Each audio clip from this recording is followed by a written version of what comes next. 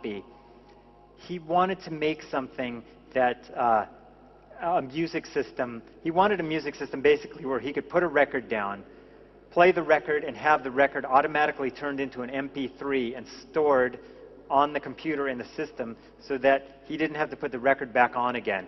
He could just play the music from the computer and it would come through the stereo system or the iPod. And he wanted to be able to control the iPod with the large buttons in the console. You can't buy anything like that. And he told me he's not interested in making things you can't buy. He's only interested in making things that you can't buy. And so this is a great example of originality, making something that doesn't exist because it's just the stuff of your dreams. Individuality, expressing yourself is a great part of making things. You can make something that has your personality in it because it came from your hands. This woman made this dress from selvages, which is a little piece of material that's at the end of a bolt of fabric that's typically it's just part of the manufacturing process. It's like an artifact that's usually just thrown away. But she's just saved them over the years, and she made this really attractive dress out of them. You get a deeper connection to things around you. Things that are handcrafted carry personal stories that can make them much more significant than factory-made items. This is a cigar box guitar I made. Sorry, it's hard to see, but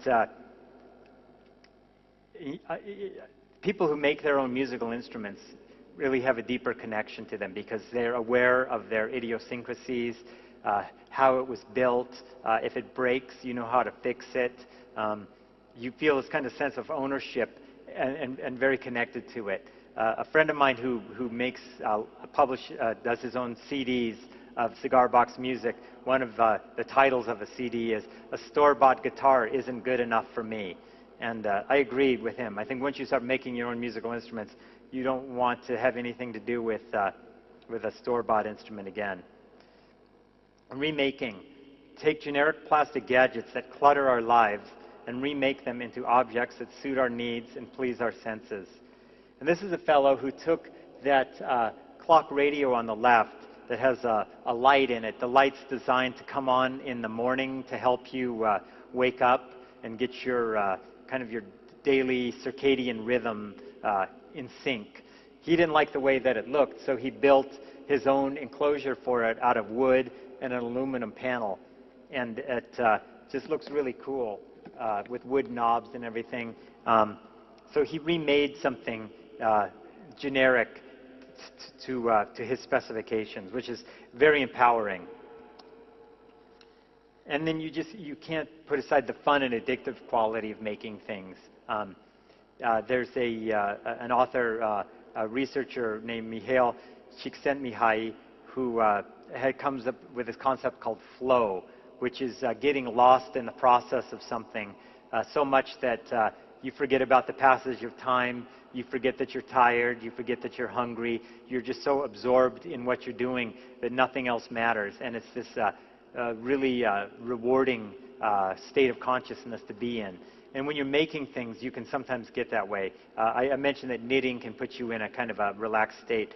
Crocheting can also do that. And here's an example of crocheting that uses hyperbolic geometry to simulate coral reef plants. And there's a group of women who go around knitting coral reef replicas out of fabric, and they show them in museums and things like that. And there's a lot of interesting math associated with it.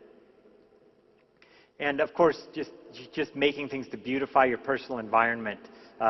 This is something that looks like a giant ant farm, but it just has artificial ants inside that my friend made as a room divider.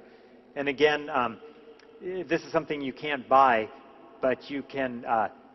What making things does is it allows you to have it just the way you want it. You're not having to compromise at all because you're the one that has the power of the creation of the thing itself. And then in the kind of economic crisis we're facing, the idea of necessity starts to loom large again. And we look back at those farmers who were makers by necessity, and there's, the possibility that the human race is going to have to become makers by necessity a little bit more than we have been for the last 50 years. Maybe we are going to have to start paying more attention to making our own food and providing our own transportation and becoming less dependent on all the wires and pipes that are coming into our house to keep us warm and dry and well-fed and illuminated. And so this is just a piece of bread.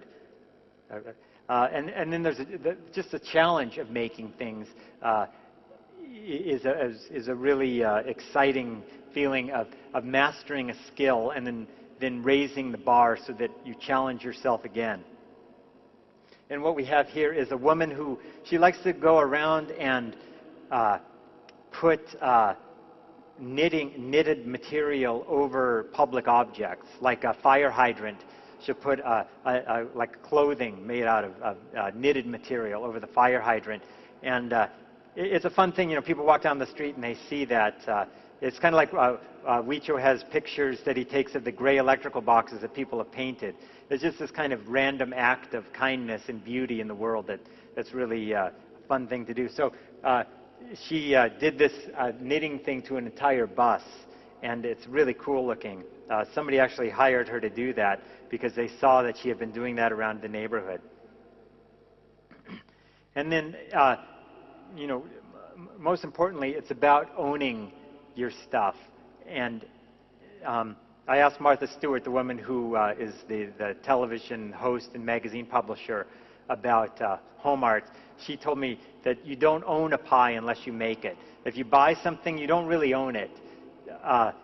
You only own something if you make it, and it's a different feeling, and you can't feel that unless you really try it yourself.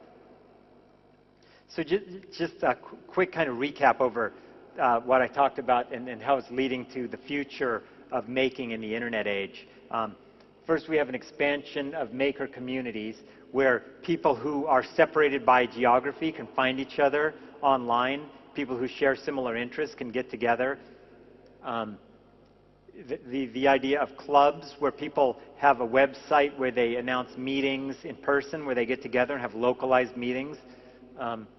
The tool shop clubs where people get together and use large equipment that they couldn't afford, but they pay a monthly membership so that they're all paying a portion. They're kind of collaborating, a co-op, to have a workshop. And then places like Etsy and other markets to sell the stuff you made.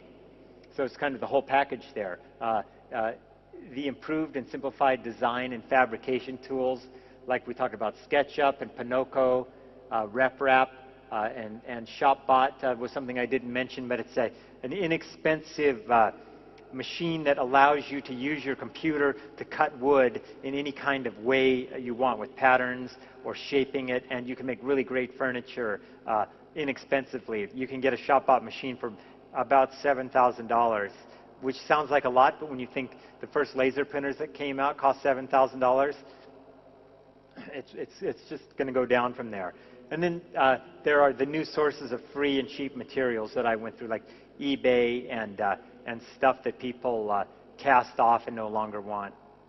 So here's that television that I showed you at the beginning that's on the side of the road. Before the internet came along, that television set, there's nothing that could be done except someone would just pick it up and take it to the dump.